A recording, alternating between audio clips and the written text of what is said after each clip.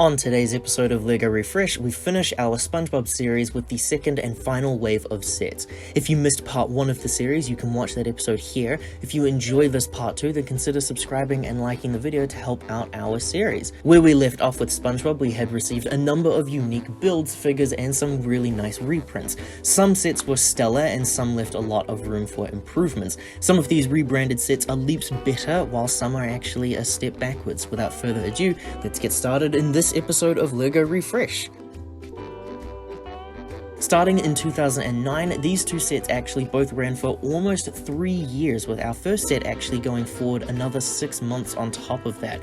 Brand new figures, brand new packaging, brand new SpongeBob wave. Set number 3833, Krusty Krab Adventures, saw the remake of the iconic fast food establishment and the release of Mr. Krabs, Patrick, and SpongeBob. It was $25 USD back in the day, which is about $35 today. For me, it is valued at 217 NZ sealed, or 70 NZ dollars used. All three figures are unique with prints. Finally, a brand new regular Patrick minifigure with a new face print. Krabs has much better face printing this time around, but he still has the same legs and hands issue. SpongeBob has a big toothy grin and Patrick has a goofy tongue out expression. Unfortunately though, this set is widely deemed one of the worst ones, a significant downgrade from the past Krusty Krab. This time round, the base is significantly smaller with even less detail inside the facade, and even the sign was made incorrectly, appearing as a billboard on the roof over a clamshell. However, in typical LEGO fashion, a gimmick that is still practiced today, they do include the paddy wagon as the incentive to buying the set, and I do believe for the most part that it worked. A major reference to the movie and the games of SpongeBob, the paddy wagon also makes for a fun iconic build from this series. Set number 3834, Good Neighbors at Bikini Bottom, might take the cake as one of the best sets. Released at the time at $40 US, which is closer to $55 today, its current value sealed is $320 or $115 used. This is a home run of a remake in my opinion. While we are missing around half of what the previous set included, we do have some fantastic updates here as well. The house has a much better interior with a lot more on offer, as well as nice referential accessories. Gary here looks a lot more accurate to Gary, the boatmobile is a better build here, and we get some nice figures with new prints for SpongeBob, and the selling point of the set, a brand new Squidward that looks phenomenal. I think that Squidward is one of the best minifigures that they have made. He's a crazy improvement over the previous one. If this included Squid's and Pat's homes as well, then this would have been the #1 set. Patrick is the same figure that released in prior sets, however I believe this is the last time we'll be seeing him. We skipped a year for reasons that I'm unsure about if I'm honest, and we jump instead to 2011, which also released only 2 sets and quite small ones at that. These both had a shelf life of around 2.5 years. Set number 3815, the Heroic Heroes of the Deep, released at only $15 USD, so only 20 bucks by today,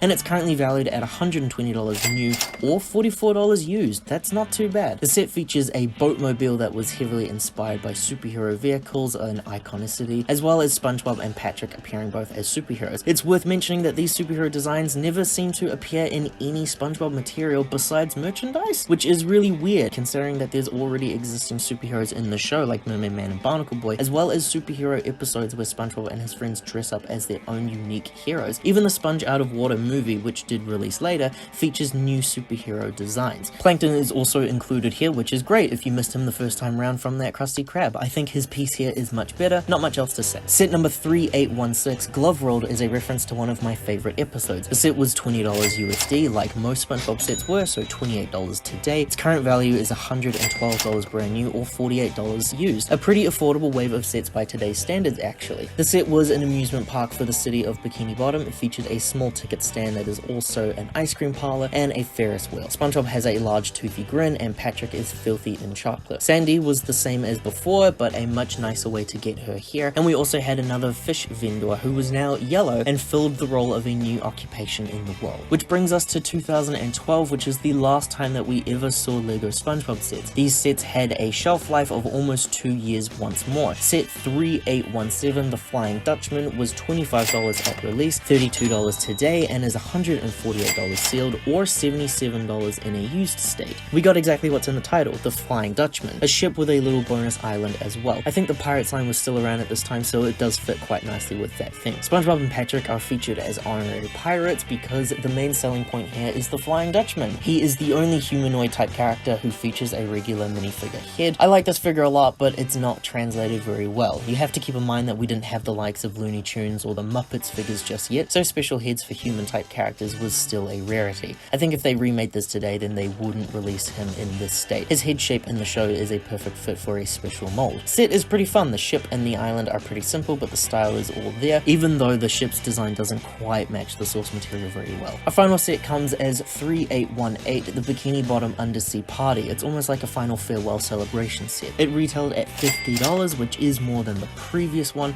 and about $65 today. It's valued at $368 if I wanted this thing sealed, or $169 used. This is the third remake of SpongeBob's house, and it literally released right as the last one retired, so I wonder what the point was here. This time round they decided to give us the addition of Squidward's home, but there's still no Patrick's Rock remake. If you ever wanted Patrick's Rock, you have one set to get it in. We get Squidward, Patrick, SpongeBob, and Mrs. Puff, interestingly enough, and they're all wearing some fun party attire. The remake of Mrs. Puff is appreciated, as she was only shown in one set prior to this.